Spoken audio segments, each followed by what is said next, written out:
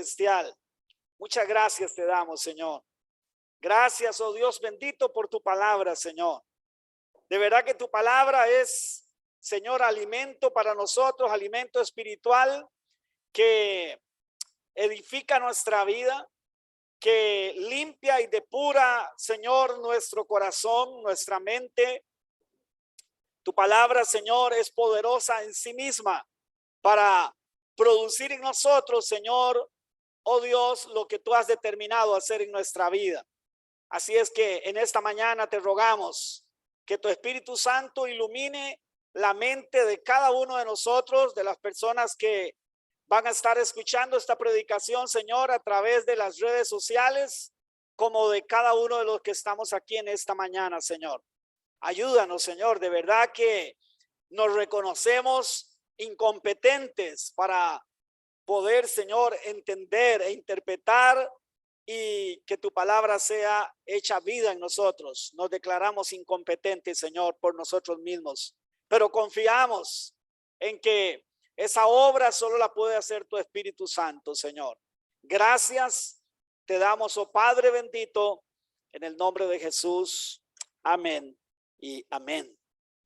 Quiero invitarles que vayamos al Evangelio de Mateo, donde estamos, al capítulo 7, y vamos a ver el versículo 6, que la semana pasada, pues vamos a ver, se suponía que debíamos de haberlo tocado la semana pasada, pero quise mejor dejarlo para tocar un tema que yo considero que es muy importante, como todos los temas que Jesús tocó. Por eso es que el apóstol Pablo dice que nosotros, o que él, bueno, no escatimó en compartir todo el consejo de Dios con los hermanos, con los creyentes, con los cristianos. Y yo sé que a veces algunas personas quisieran otros temas y quisieran otras predicaciones, pero la predicación de la palabra del Señor podríamos compararla como a la alimentación. Sí, hay una serie de nutrientes que a veces para nosotros tal vez no son tan, vamos a ver, tan apetecibles, ¿verdad? Pero que al fin de cuentas son muy necesarios para nuestro organismo. Bueno, así es la palabra del Señor. Hay cosas que tal vez nosotros no las veamos tan atractivas o tan necesarias hablar, pero que a la postre sí lo son, hermanos. Sí necesitamos estar equipados en todo el consejo de Dios. Así es que la predicación de esta mañana se llama Jesús y el rechazo obstinado de la verdad. Vamos a ver esta mañana qué es lo que Jesús nos dice al respecto. Vamos a ir entonces al Evangelio de Mateo, capítulo 7 y al verso 6. Y vamos a leer este único versículo que luego lo vamos a poder ver a la luz también o reforzado, con otros versículos de la palabra del Señor, pero que ahora vamos a leer este versículo. Recuerda que la semana pasada estuvimos hablando del tema de el juzgar, o de que no debemos de hacer juicio ¿cómo? Juicio de condenación, ni juicio hipócrita, ¿verdad? Queriendo nosotros sacarle la paja al hermano del ojo, teniendo una viga adentro del nuestro. Entonces, lo que Jesús prohibió no fue la exhortación, no fue la motivación. Lo que Jesús prohibió definitivamente es hacer un juicio condenatorio hacia los demás. Es la crítica, es la condenación, lo que Jesús definitivamente condenó. Y vimos la semana pasada que estaba hablando en el contexto de lo que los fariseos hacían. Bueno, dice el Señor en el verso 7, no deis lo santo a los perros. Escuche bien, hermano, o más bien lea bien conmigo, ¿sí? No solo escuche, lea. No deis lo santo a los perros, ni echéis vuestras perlas delante de los cerdos, no sea que las pisoteen y se vuelvan y os despedacen. Yo quiero decirle en esta mañana no nos debe quedar la menor duda de que usted y yo, si somos verdaderamente creyentes, si somos cristianos, tenemos un llamado de parte de Dios. Y ese llamado es que usted y yo tenemos que predicar la palabra del Señor a tiempo y fuera de tiempo. Tal vez usted no tenga un llamado para pasar aquí al frente al púlpito y predicar desde acá. Pero déjeme decirle que todos tenemos el llamado de predicar el evangelio a toda criatura en cualquier otro lugar donde nosotros nos desenvolvamos. Sea en el trabajo, sea en el lugar de estudio, sea en la familia, sea en el barrio, sea donde nosotros estemos, tenemos el llamado, y el deber de parte del Señor de predicar el evangelio. O sea, de hablar las buenas noticias, de hablar de, vamos a ver, de los parámetros del reino de los cielos. ¿Qué es lo que Dios demanda para los hombres? ¿Qué es lo que Dios ha hablado para los seres humanos? ¿Y qué es lo que nosotros entonces tenemos que anunciar? El evangelio son buenas noticias de salvación, pero como yo lo he dicho otras veces, pero a la vez tiene un anuncio también de sentencia, de que aquel que ponga oídos sordos al evangelio se va a encontrar con la ira, con el juicio de Dios un día. Bueno, mi amado hermano y mi hermana, entonces no tenemos duda que Dios nos ha llamado a predicar el evangelio, a hablar a cada persona de Él, del testimonio de lo que Él ha hecho en nosotros, de lo, vamos a ver, de lo poderoso que es el evangelio, tal como Pablo lo dijo: no me avergüenzo del evangelio, porque el evangelio es poder de Dios para salvación a todo aquel que cree, al judío primeramente y también a todo el resto de las personas alrededor del mundo. Pero la pregunta que yo quisiera que nos hiciéramos esta mañana, que creo que es muy válida en reacción a las palabras del Señor Jesús, que no sé si notaron que son bien fuertes y sobre todo desde nuestra óptica, son palabras muy fuertes que suenan incluso para mucha gente groseras. Pero vamos a ver el contexto para poder entenderlas. Pero la pregunta que surge es, mi amado hermano y mi hermana, ¿hasta dónde? ¿Hasta dónde nosotros debemos de insistir en invitar al arrepentimiento y a la aceptación de la verdad divina hacia los demás? ¿Hasta dónde? Porque déjeme decirle que hay un hasta aquí, o hay un límite para este llamado, para esta comisión que Dios nos ha dado. La otra pregunta es: ¿hasta dónde nosotros debemos de enfrentarnos con los incrédulos en defensa del evangelio? O sea, en hacer apologética. ¿Sí? Defender el evangelio ante los incrédulos que critican, que tienen una actitud contraria al evangelio, de querer desmentir el evangelio, de querer echar por el suelo el evangelio. A esto se le llama apologética. Es la práctica de defender, de presentar defensa del evangelio de nuestro Señor Jesucristo. Pero la pregunta es: ¿hasta dónde? ¿Hasta dónde es que nosotros tenemos que hacerlo? Mire, al leer las palabras del Señor Jesucristo, tenemos que entender, mis amados hermanos, que Jesús usó dos figuras, ¿sí? Dos metáforas: los perros y los cerdos, para hablarnos, vamos a ver, de un grupo de personas X a las cuales nosotros no debemos de insistirles en cuanto a la verdad de Dios, en cuanto a presentarles la doctrina del reino de los cielos.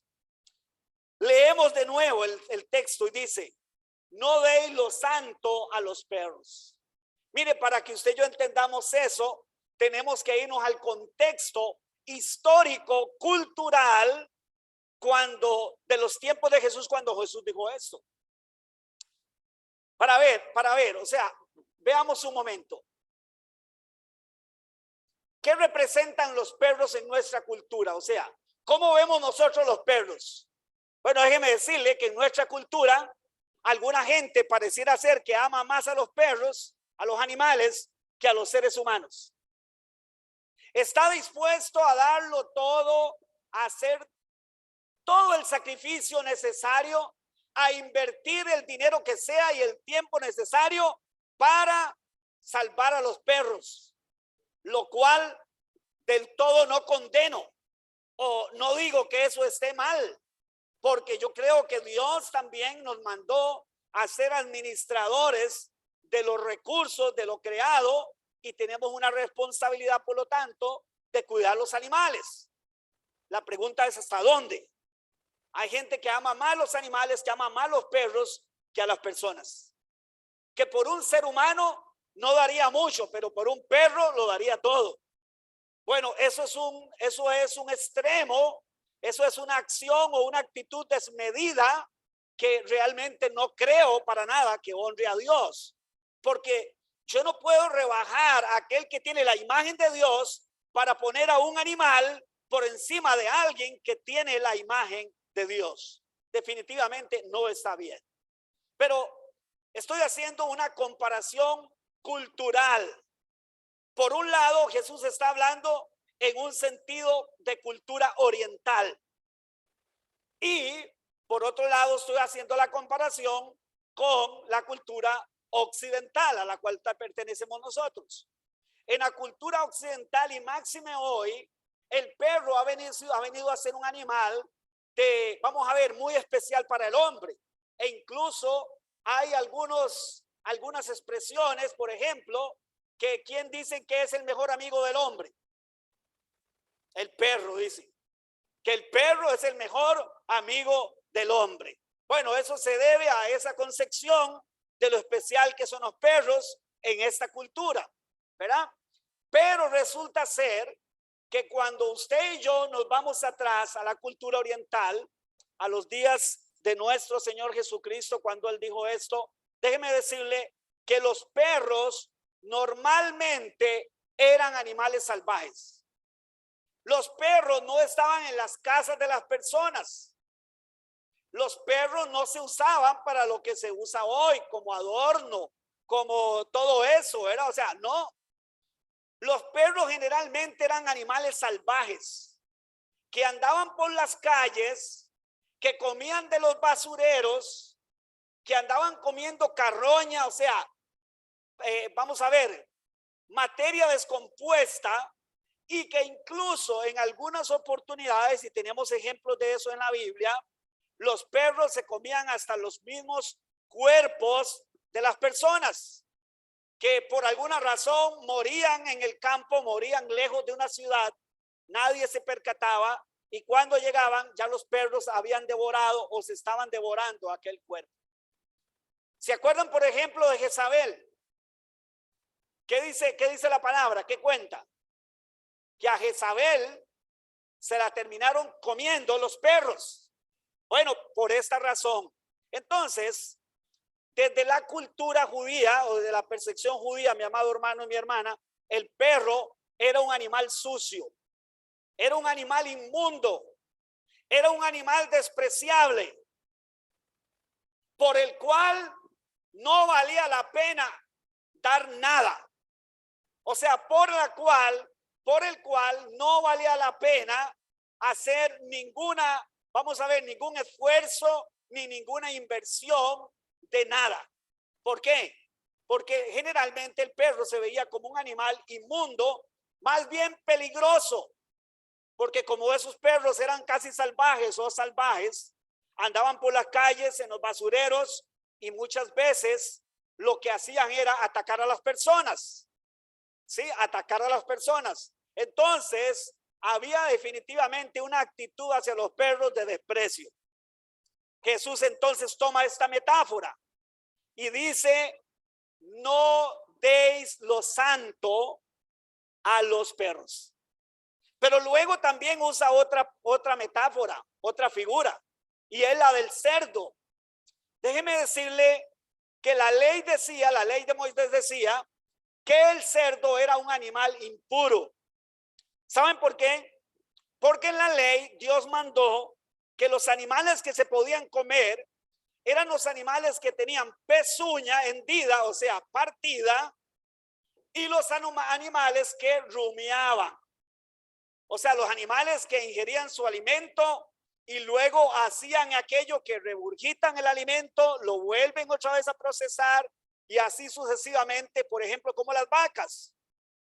Ustedes y yo vemos que las vacas pastan horas en el día y hay un momento en el día que las vacas se van a una sombra o se van a un lugar en especial a rumiar, a repasar la comida. Una y otra vez la repasan la comida. Bueno, en la ley, los animales que se podían comer eran los que hacían esto, que rumiaban, y los que tenían la pezuña hendida. En el caso del cerdo, el cerdo tiene la pezuña hendida, pero no rumea, o sea, no es un rumiante, por lo tanto no se podía comer. El conejo rumea, pero no tiene la pezuña hendida, por lo tanto no se podía comer. El camello tiene la pezuña hendida, pero no es rumiante, entonces no se podía comer, y así sucesivamente. Entonces el cerdo en la cultura judía era un animal impuro. Lo que pasa es que en nuestros días, las personas que ignoran mucho de la cultura,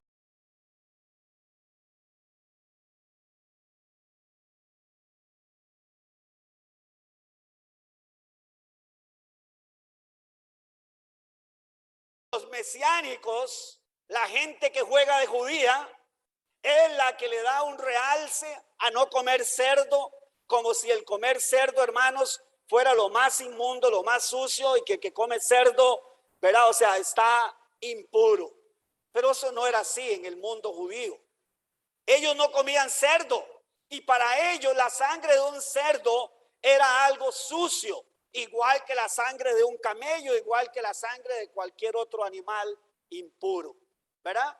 Entonces, vamos a ver, mis amados hermanos, qué es lo que Jesús nos quiso decir entonces, para poder entender, ¿sí? Para poder entender y no hacer, pues, interpretaciones antojadizas de lo que el Señor nos quiso decir.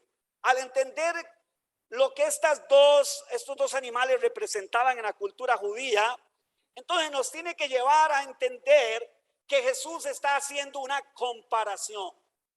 Una metáfora es algo que se pone al frente, pero que no es de eso que se pone al frente de lo que se quiere hablar, sino que solamente es un ejemplo comparativo de alguna manera, pero que no es de eso que se está hablando. O sea, Jesús aquí no está hablando realmente ni de los perros ni de los cerdos. Está hablando de un grupo de personas a los cuales no hay que echarles o no hay que darles lo santo ni las perlas, porque son inmundos y son impuros, y ellos no valoran ni lo que es santo ni lo que es precioso. Y a la pregunta es entonces, ¿a quiénes estaba refiriendo Jesús? ¿Sabe qué, mi amado hermano y mi hermana? Cuando nosotros revisamos los evangelios, vemos que Jesús, ejemplo, le tuvo una gran paciencia, ejemplo, a Pedro, ¿cierto? Pedro lo negó vilmente, ¿sí o no? Vilmente lo negó, hermanos. Pero Jesús no lo condenó. Jesús tuvo de él misericordia. Jesús le tuvo una gran paciencia. Se lo soportó a esos 12 hombres, y sobre todo al que más se soportó fue a Judas, sabiendo que era un diablo, sabiendo que era un ladrón, sabiendo que era el que lo iba a entregar, sabiendo que era todo eso y que era el hijo de perdición, y aún así se lo aguantó, le tuvo paciencia. Mire, Jesús no era impaciente con los pecadores, pero ¿con qué tipo de pecadores Jesús no era impaciente? Ejemplo, con Pedro no fue impaciente, aunque en algún gran momento lo exhortó y le dijo, hombre de poca fe.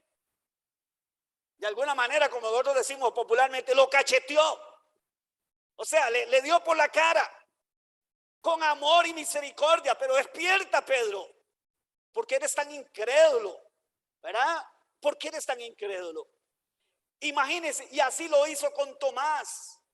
Tomás fue uno de los discípulos que le dijeron, el Señor ha resucitado. Y él dijo, mire, si yo no veo sus manos laceradas, y si yo le meto los dedos, y toco que realmente tiene un hueco en su costado, y en sus manos, yo no voy a creer. Y Jesús se le aparece y se aparece donde está Tomás, y Jesús le dijo, mire Tomás, mete aquí tus dedos. ¿Por qué eres tan incrédulo? Bienaventurado el que creyó sin ver. Sí, usted es un incrédulo, pero aún así Jesús lo toleró, le tuvo misericordia, lo exhortó, pero con amor, y le tuvo misericordia. Pero ¿sabe qué, mi amado hermano? Había un grupo de personas al cual Jesús no les tenía misericordia. ¿Y sabe quiénes eran? A los fariseos, a los saduceos, a los escribas, a los que estaban para enseñar al pueblo y eran enemigos de Dios.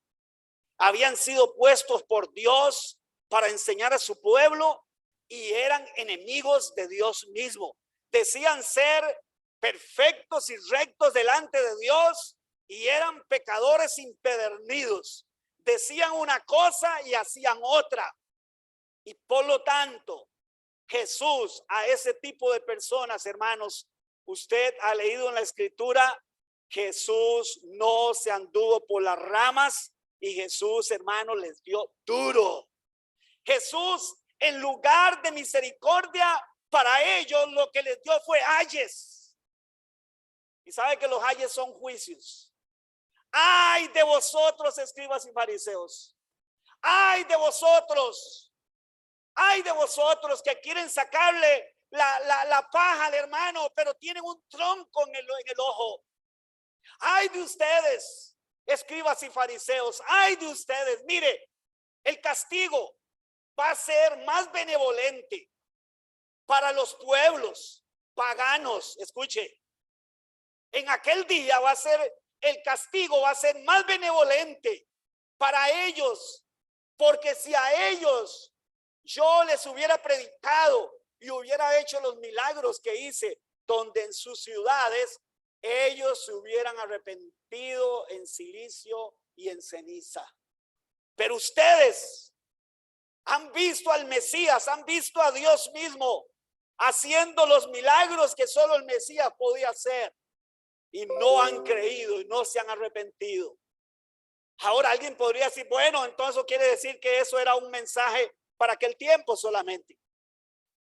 Déjeme decirle que no, mi amado hermano y mi hermana. Toda la palabra de Dios tiene un mensaje original para un momento dado y un pueblo o unas personas en especial, pero luego ese mensaje, hermano, no caduca. Ese mensaje del Señor no vence.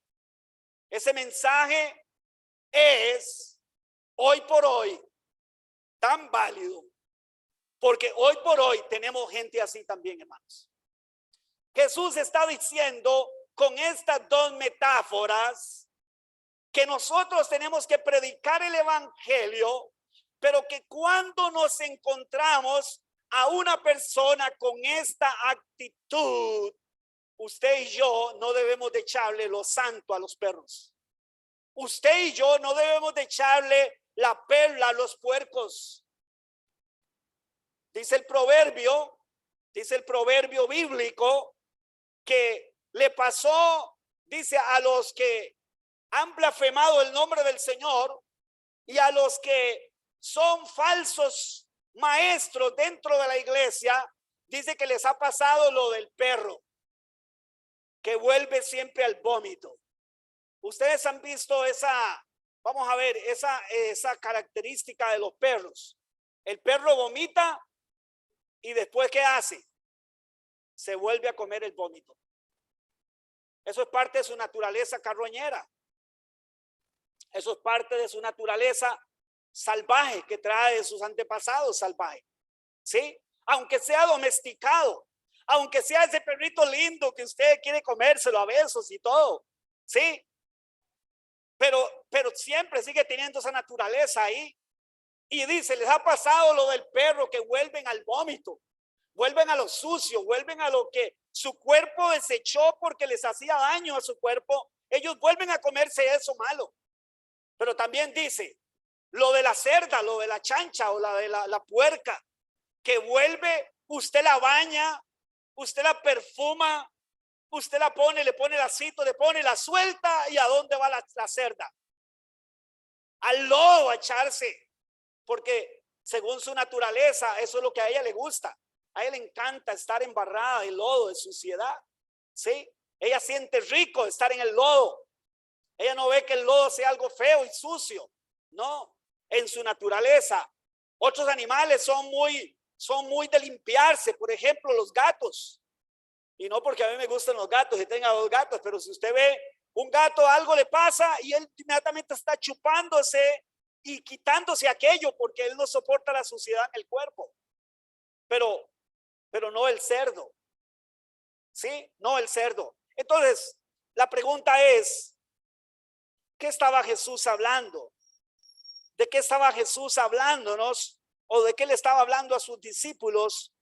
Estaba hablando de cierta clase de personas, mis amados hermanos. Cierta clase de personas. Ejemplo, gente que no conoce al Señor, pero que son personas como estas. No sé cuántos de ustedes han escuchado nombrar a Richard Dawkins.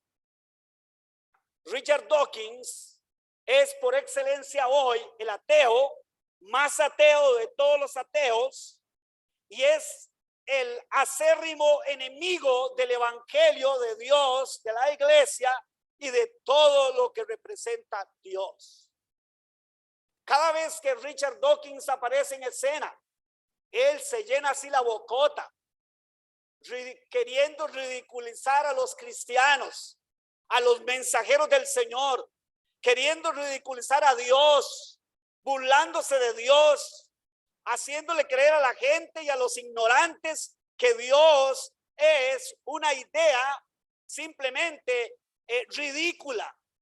Que pensar en que necesitamos a un Dios para vivir y hacer lo que nosotros necesitamos hacer en esta vida, dijo Richard Dawkins, eso es ridículo, ridículo. Bueno, cuando nos encontramos con una persona como Richard Dawkins, déjeme decirle, no hay que echarle lo santo a los perros, ni las perlas a los puercos. Es este tipo de persona del que Jesús también estaba hablando. Es de este tipo de persona que se mofa de ser incrédulo. Es este tipo de persona que se mofa de rechazar a Dios y de sentir y de creer y de proclamar que Él no necesita ningún Dios, porque Él es el Dios. Es ese tipo de persona soberbia. Es ese tipo de persona a la cual dice la escritura que Dios a estas personas las ve de lejos. Ni siquiera las contempla, hermano, las ignora. Y yo le digo una cosa, hermano, que el Dios todopoderoso, santo y justo y misericordioso, ignore a una persona, hermano, eso sí que es lo peor que le puede pasar a un ser humano.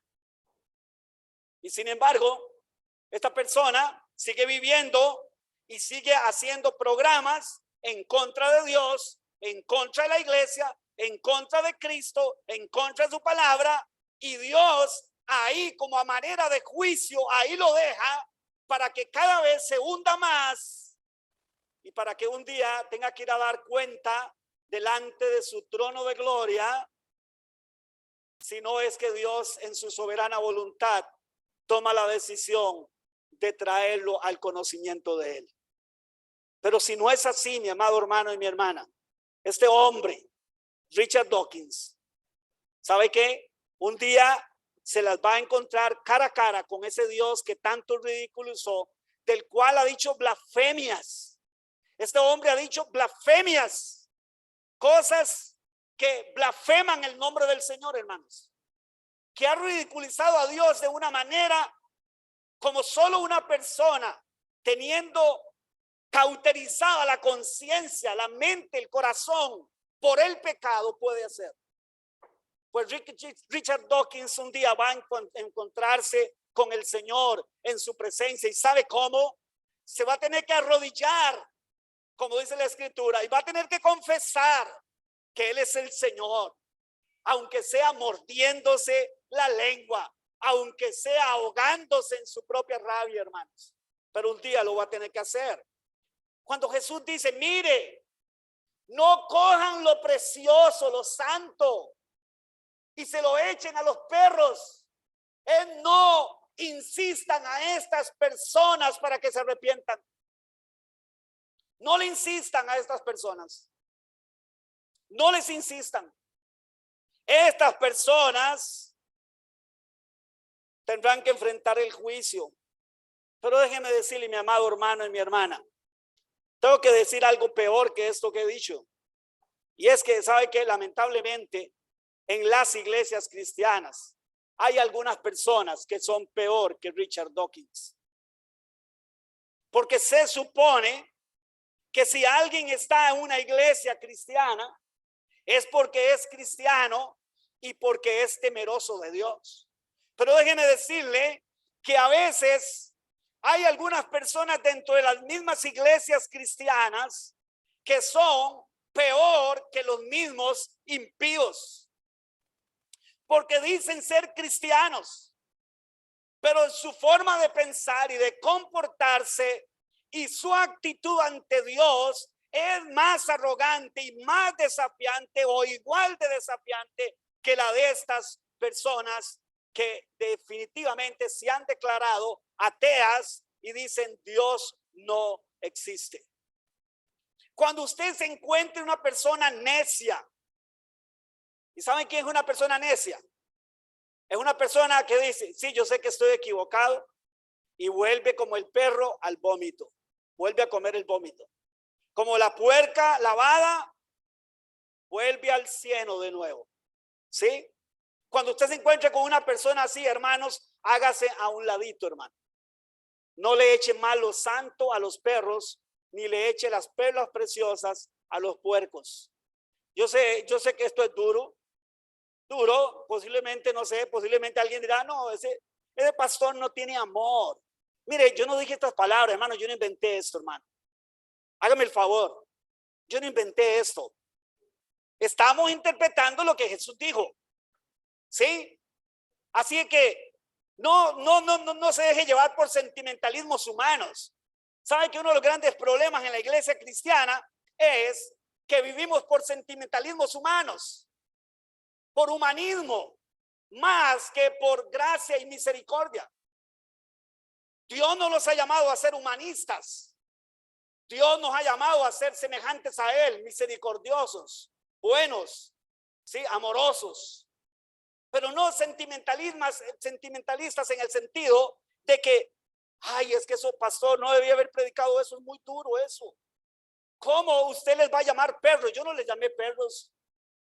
Yo no les estoy llamando cerdos, como hay algunas otras personas que toman estos textos fuera de contexto para sus pretextos y los usan, ¿verdad?, antojadizamente. No, estamos entendiendo entonces a qué tipo de persona se estaba refiriendo Jesús, a la cual usted y yo no debemos perder el tiempo. Mire, déjeme decirle algo. Todos nosotros, hermanos, estamos en un proceso, ¿cierto? Todos. En ese proceso a veces nos tropezamos, a veces, hermanos, nos perdemos el ánimo, a veces fallamos, pecamos, pero déjeme decirle, eso es una cosa y ser necio es otra cosa. Necio es el que se ha endurecido y el que ya no le importa. Necio es el que sabe que está mal y prefiere seguir mal a doblar sus rodillas y decirle, Dios, ten de mí misericordia, yo no puedo seguir así. Necio es aquel que persiste en hacer lo que él sabe que es incorrecto. Ese es un necio. Y déjeme decirle, hermano, con el necio no se puede tratar, porque el necio se enoja y toma como blasfemo el que usted lo corrija. El que es un hijo de Dios sabe que usted lo corrige, hermano, con la palabra del Señor. Y déjeme decirle algo, se duele de momento y dice, ay, cómo me dolió ese fajazo. Es como cuando el padre castiga al hijo, ¿no? Usted no ve a ningún hijo que su padre le pega un fajazo y después su hijo está feliz. Uy, otro, papá, otro, qué felicidad. No, ¿verdad que no? Está gritando, o algunos orgullosos hacen así, no me duele, no me duele. Y está muriéndose de dolor. Bueno, pero normalmente los hijos no son así. Los hijos se duelen en el momento, pero luego si usted trae a su hijo y usted le explica y le dice, mire, tuve que hacer esto, tengo que disciplinarle porque usted necesita corrección, usted necesita aprender que esa conducta que usted tiene no es la correcta, y usted lo trae y luego usted lo abraza y usted le dice, mire hijo, yo hago esto porque te amo. Yo le aseguro que ese hijo te perdona y ese hijo sigue con esa relación de padre a hijo, ¿verdad? De amor, de cercanía, ¿sí? No le va a guardar resentimiento, no le va a guardar rencor. Esto digo si nosotros actuamos de la manera correcta. Bueno, déjenme decirle, hermanos, es cierto, cuando una persona tiene el Espíritu Santo, es un hijo de Dios, tal vez usted le dice algo o alguien le dice algo, o la palabra,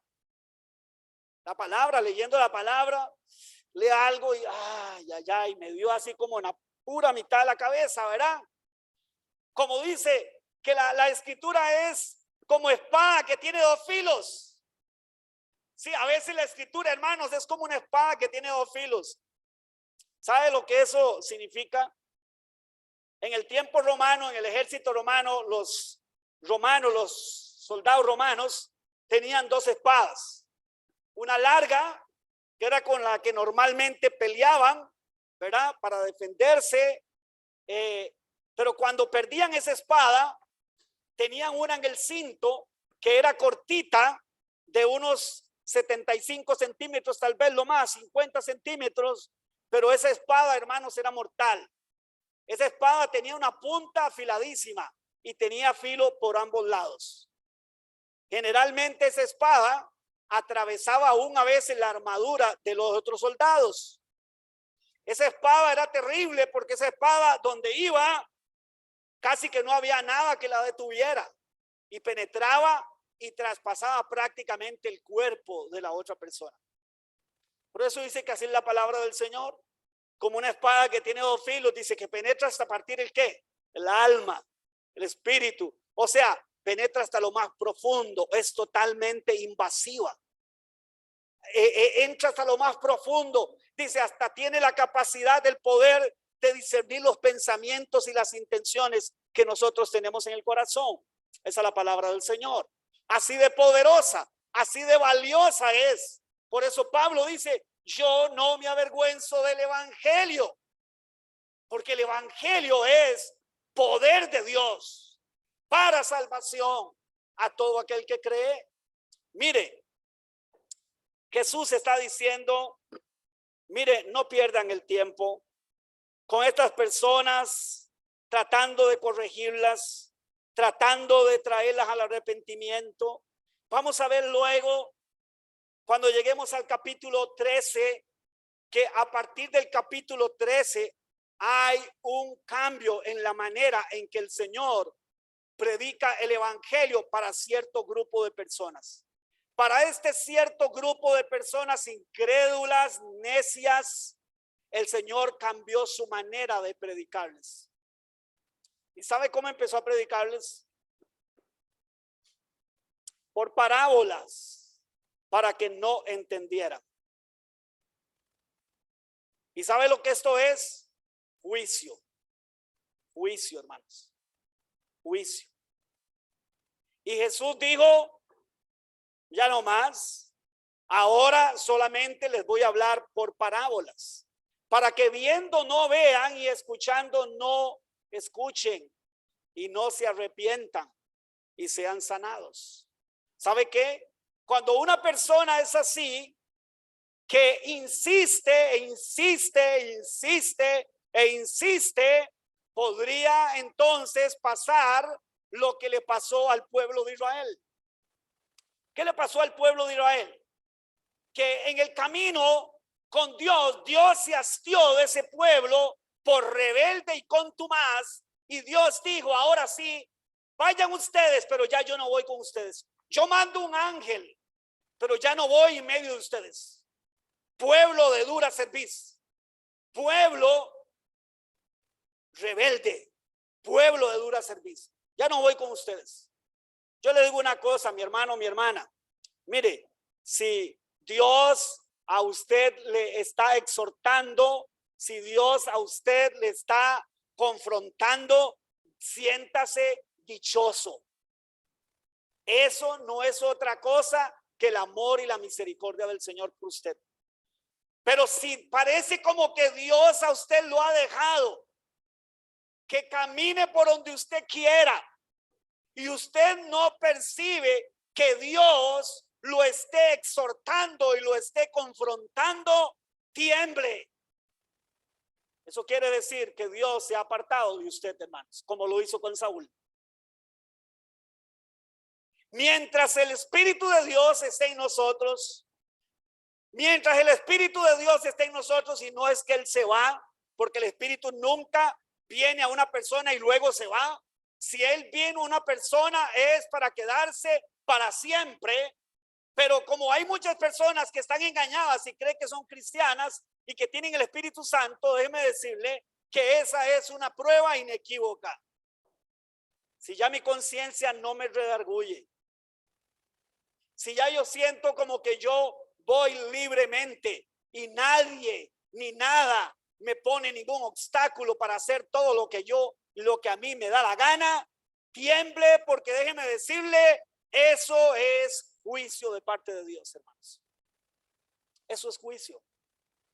Juicio es que Dios nos deje seguir caminando y nos vayamos al barranco, hermanos. Eso es juicio de parte de Dios.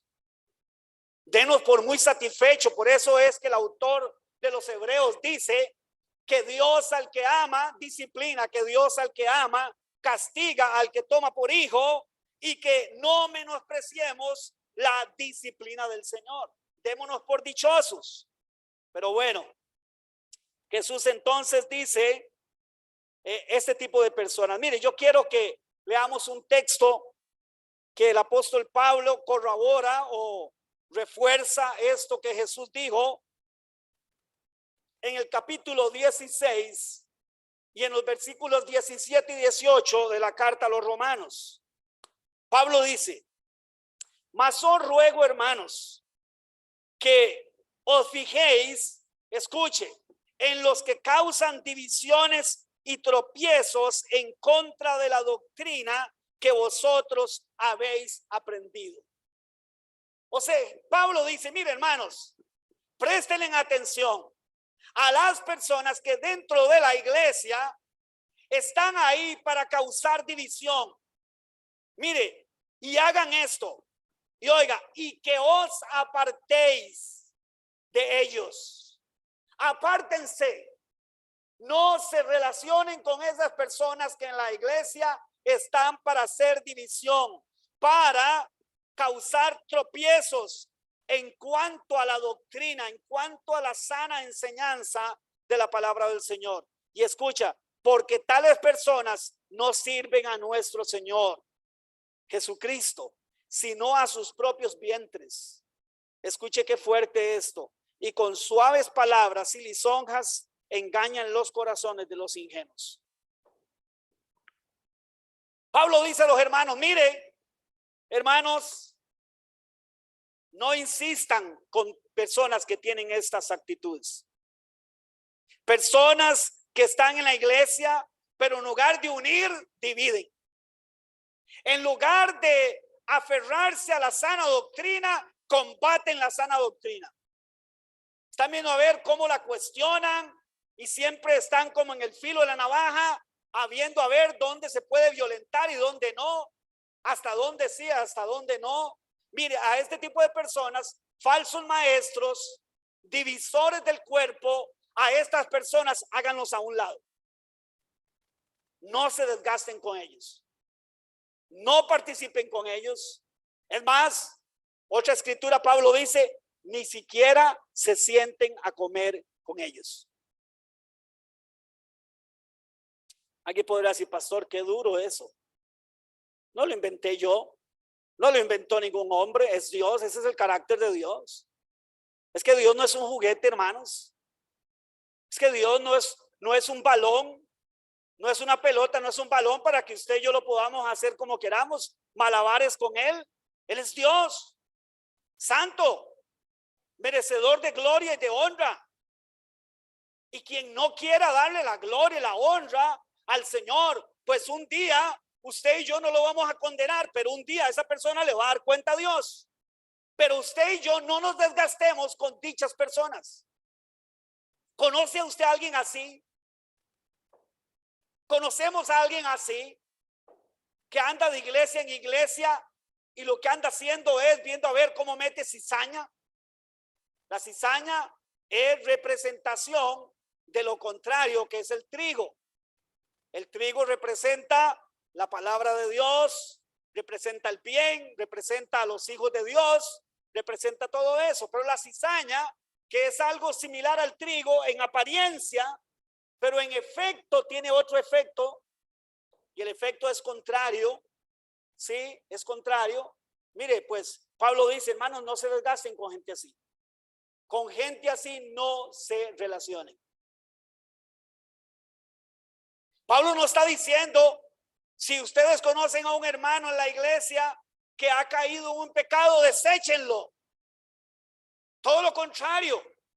Dice, si alguno ha caído en pecado, ustedes que son espirituales, restáurenle con espíritu de mansedumbre, con paciencia, con amor, restáurenle, tiéndale la mano, motívelo, llore con él, póngase a su lado, como hablábamos la semana pasada, impúlselo.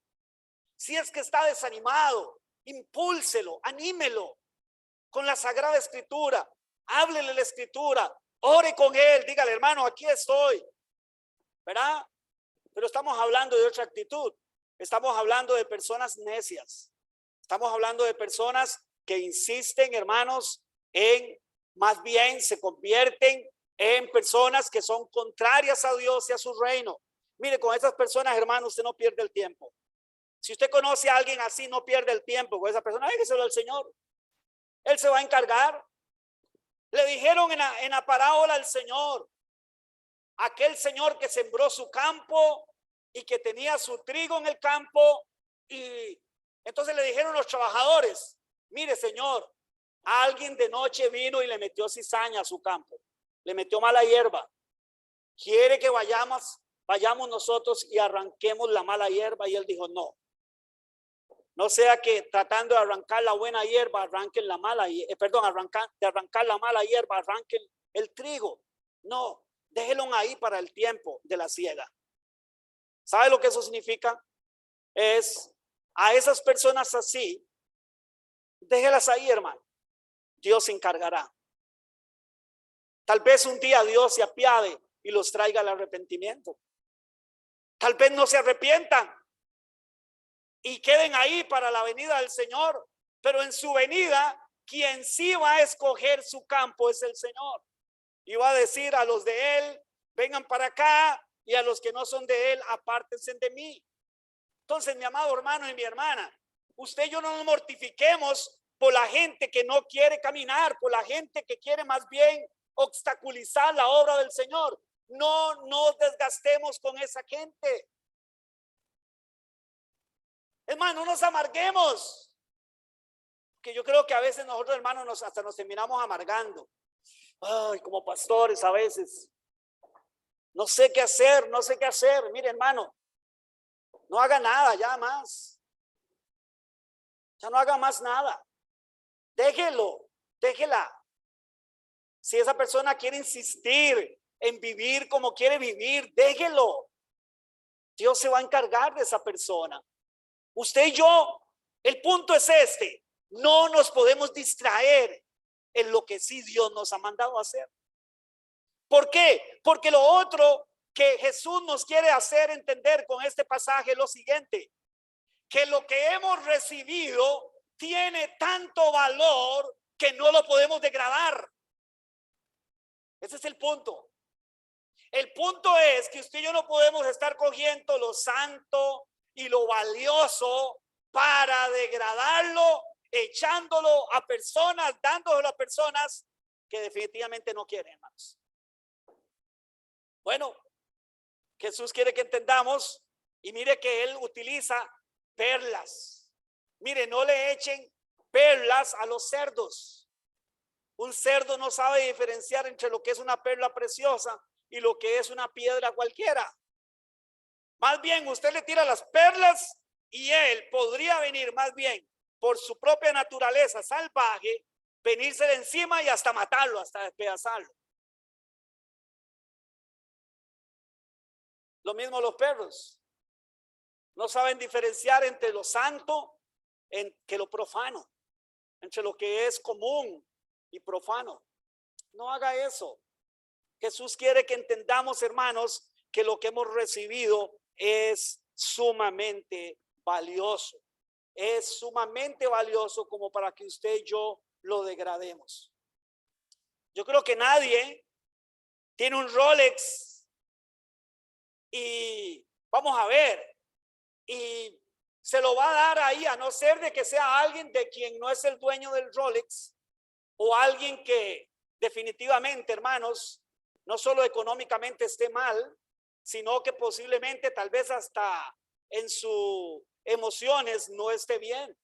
Pero yo creo que nadie va a tener un Rolex y no sé, lo va a andar ahí enseñándolo a todo mundo, a toda la gente que anda por ahí en la calle, verá, enseñándole el Rolex. Y mire, hey, deme 20,000 pesos.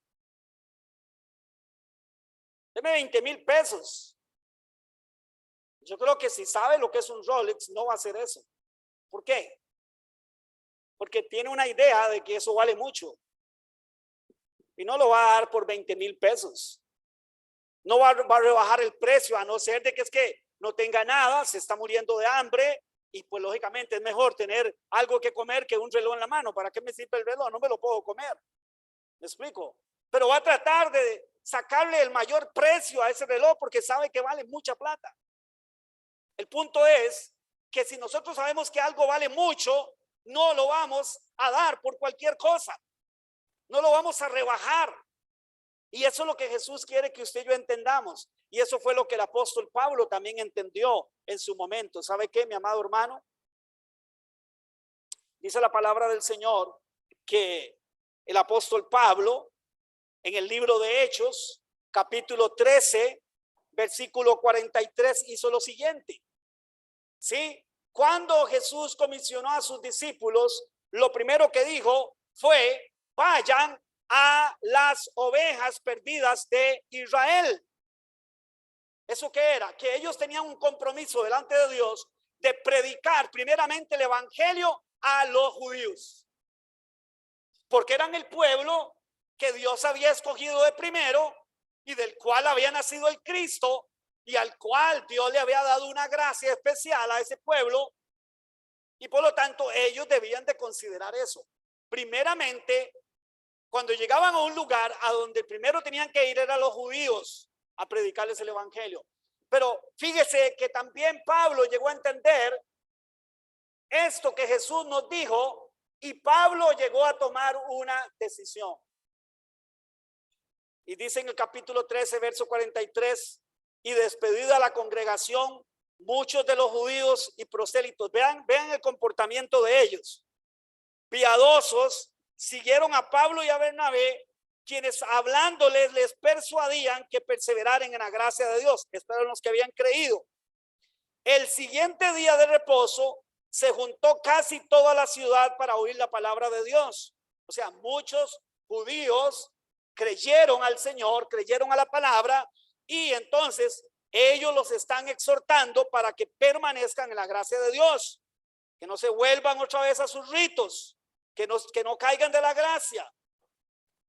Verso 45, escuche, pero viendo los judíos la muchedumbre, ¿qué hicieron? Se llenaron de celos y rebatían lo que Pablo decía, contradiciendo y blasfemando, hermanos. Y oiga lo que el apóstol Pablo luego dice, o hizo más bien. Entonces Pablo y Bernabé, hablando con de nuevo, dijeron: a vosotros a la verdad era necesario que se hablase primero la palabra de Dios, mas puesto que la desecháis y no os juzgáis digno de la vida eterna, he aquí nos volvemos a los gentiles, porque así nos ha mandado el Señor, diciendo: te he puesto para luz de los gentiles, a fin de que seas para salvación hasta lo último de la tierra. Quiero que saltemos al verso 55 del capítulo 13 de Hechos. Ellos entonces, sacudiendo contra ellos el polvo de sus pies, llegaron a Iconio, y los discípulos estaban llenos de gozo y del Espíritu Santo. ¿Sabe lo que eso significa, sacudir el polvo de los pies? Era un acto de juicio. Cuando los judíos iban a un lugar ocupado por gentiles, por gente que no era judía, lo primero que hacían cuando llegaban a su tierra era que se sacudían las ropas y se sacudían los pies, en señal de que se sacudían toda la inmundicia y la suciedad que esos pueblos tenían. Pero a la vez, cuando Jesús los mandó a predicar y dijo: si ustedes entran en una casa, pero en esa casa no lo reciben, salgan y sacúdanse en el polvo de los pies, porque eso será para juicio en aquel día. Aquel que rechazó las buenas noticias, aquel que rechazó a Dios mismo. Entonces esto es lo que Pablo hace, hermanos. Pablo dice: mire, a ustedes eran los que había que predicarles de primero, pero como ustedes tienen este comportamiento, esta idea o esta actitud, y hasta blasfeman el nombre del Señor y su palabra, mire, ¿sabe qué? Nos sacudimos ahora el polvo en nuestros pies y ahora nos vamos a hablarle a los gentiles. Y dice que los gentiles dijeron: aleluya. ¿Por qué? Porque los judíos se creían la última Coca-Cola en el desierto. Se creían que era lo máximo y que ellos eran el único pueblo, y aquellos son los perros y nosotros somos los únicos pueblos de Dios. Pues déjeme decirle que aún ellos, con su corazón endurecido, ¿sabe qué? Pablo dijo, sacudiéndose el polvo de sus pies: ¿sabe qué? Hasta luego, me voy, ya no les predico más, ya no pierdo más el tiempo, ya no le echo más los santos a los perros, ya no le lanzo más las perlas a los puercos, porque no puedo perder el tiempo, porque tengo una comisión muy importante. Y esto, ¿sabe qué, hermanos? Para usted y para mí hoy. No pierda el tiempo, hermano, tratando de convencer a una persona que no quiere ser convencida. De todas maneras, usted y yo tenemos que entender algo. El único que puede convencer al ser humano se llama Dios. Es el único. El Espíritu Santo ha venido a esta tierra con el propósito, con la meta, el trabajo de convencer a los pecadores. Así que solo Él los puede convencer, hermano. Usted no se desgaste. Si ya usted le ha hablado a esa persona y le ha hablado, y usted le ha hablado y ha orado, mire, siga orando por esa persona. Pero si esa persona sigue persistiendo y rechazando y hasta blasfemando y burlándose de usted del evangelio, hermano, ya no le lance más esto tan precioso, el evangelio, a ese tipo de personas, hermanos. Vaya, los que a pesar de que están en el pecado, hermano, tienen una actitud de respeto. Hay gente que está en el pecado, hay gente que está perdida como estábamos todos nosotros, pero hay gente que usted se pone a hablarle del evangelio, hermano, y al menos escucha y muestra cierta reverencia, y tal vez luego se excusa y dice: mire, la verdad es que yo soy muy malo para eso. Yo soy tan malo que yo no me merezco ser cristiano, yo no merezco ir a la vida eterna. Tal vez le diga eso, porque está con su mente oscurecida por el pecado, pero al menos tiene una actitud diferente. Pero si usted tiene una persona a la cual usted ha tratado de predicarle o le ha predicado, hermano, y cada vez que le predica se burla de usted, injuria al Señor, blasfema del Señor y hace todo tipo de cosas, hermano, hágalo un ladito, déjelo ahí, hermano, y vaya, predíquele a otra persona que sí quiere escuchar el mensaje del Señor. Eso fue lo que hizo Pablo. Pablo no ve lo que hizo y dice que los gentiles dijeron: gloria al Señor, que Dios en su misericordia nos ha dado parte a nosotros en esto también. Amén. Una pregunta para terminar, mis amados hermanos y hermanas. ¿Hace cuánto no le predicamos el evangelio a una persona? ¿Hace cuánto vamos en un autobús, en un supermercado, en la fila? Ahora que hay que hacer filas para todos lados, bueno, ya casi no tanto, pero siempre a veces hay que hacer fila. En un banco, en el barrio, en el trabajo. A ver, ¿hace cuánto usted no le predica o cuánto yo no le predica el evangelio a una persona?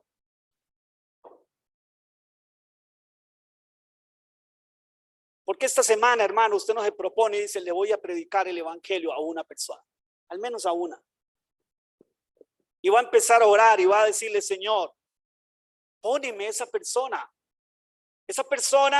que vamos a llegar a ver en el capítulo 13, que hay diferentes tipos de corazones, hermanos, ante la palabra de Dios. Hay diferentes corazones. Hay corazones que están preparados para recibir la semilla, donde va a ser fructífera y va a dar fruto, pero usted y yo no sabemos. Tal vez a veces nos estamos desgastando con personas que tienen un corazón que es pura piedra, hermano. Pura piedra. Usted le va y le da la palabra y a las 2-3 horas a esa persona se le olvidó. El diablo le robó, porque como tiene su corazón endurecido, dijo Jesús, mire, el diablo le robó la palabra. Ya él olvidó lo que usted le dijo, hermano. El momento dijo: sí, yo tengo que cambiar, sí. Pero tiene su corazón endurecido. O sea, está tan bien en el mundo, se siente tan bien en el pecado, se siente tan bien viviendo en esa vida podrida, que a las 2 horas, 3 horas se le olvidó lo que usted le dijo, hermano.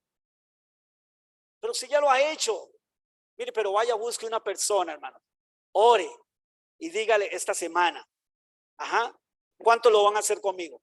No me levante su mano, pero si usted quiere hacerlo, hágalo también, levante su mano. Busquemos al menos a una persona, hermanos. Y usted se pone a pensar y dice: vea, pastor, que yo nunca he hablado del Señor. Dígame una cosa, usted habla de otras cosas. Bueno, es más fácil que hablar de otras cosas, o es igual de fácil, hermanos. Es simplemente una decisión. Mire, tengo un compañero con el cual trabajo todos los días y nunca le he hablado del Señor. Esta semana voy a usar cualquier pretexto, cualquier cosa del trabajo, de la vida en común, de la vida, de las noticias, de lo que sea, le voy a hablar del Señor. Voy a hacer valer lo precioso que es este tesoro. Amén. Son como perlas preciosas, más precioso que el oro. Esta palabra de Dios, esta doctrina es más preciosa. No la devalúe, no se la tire ni a los perros ni a los cerdos, pero vaya y désela a aquella persona, hermanos, que aunque esté hundida como esté, pero que de alguna manera, hermanos, esté dispuesta a recibirla. Amén. Bendito Padre Celestial, gracias por tu palabra, Señor. Ayúdanos a cumplir tu palabra, Señor. Ayúdanos a ir a aquellos y aquellas que no te conocen, Señor. Tenemos, Señor, una misión muy importante. Tenemos un tesoro que ha sido depositado en nosotros. Y es, Señor, tu reino. Es tu evangelio glorioso. Hoy en esta mañana, Señor, te rogamos, Dios bendito y santo, que en esta semana, Señor, y no solo en esta semana, pero para ponerlo en práctica en esta semana, Señor, podamos encontrar a una persona que tenga la actitud correcta para recibir tu palabra, Señor. Señor, dame las palabras. Señor, dame la oportunidad. Dame, Dios, el medio de cómo hacerlo, Señor. Acomoda tú todas las cosas, Señor, por favor. Pero en esta semana yo quiero, Señor, compartir tu palabra, tu evangelio. Un día, ¿sabe qué, mi amado hermano y mi hermana? Tal vez esa persona fuimos usted y yo. Que otra persona Dios utilizó para hablarnos su palabra. Y tal vez fue de esa manera como el Señor nos trajo el conocimiento de Él. Y estamos aquí hoy por la gracia y la misericordia de Dios. ¿Tienes un compañero difícil? ¿Tienes una compañera difícil? Busca, haz lo posible, ora por esa persona y haz lo posible para acercarte y compartirle el evangelio en esta semana, hermanos. Que Dios nos use para su gloria, hermanos. No nos distraigamos lanzando lo valioso, las perlas, lo santo a las personas que no lo valoran, hermanos. Pero no dejemos de predicar a aquellos a los cuales, dice la palabra, han de ser salvos. Serán traídos por el Señor para ser salvos. Así es que, ¿qué le parece si le damos un fuerte aplauso al Señor? Por su palabra, por su doctrina, por su evangelio, de la cual hemos sido, hermanos, enriquecidos. Amén.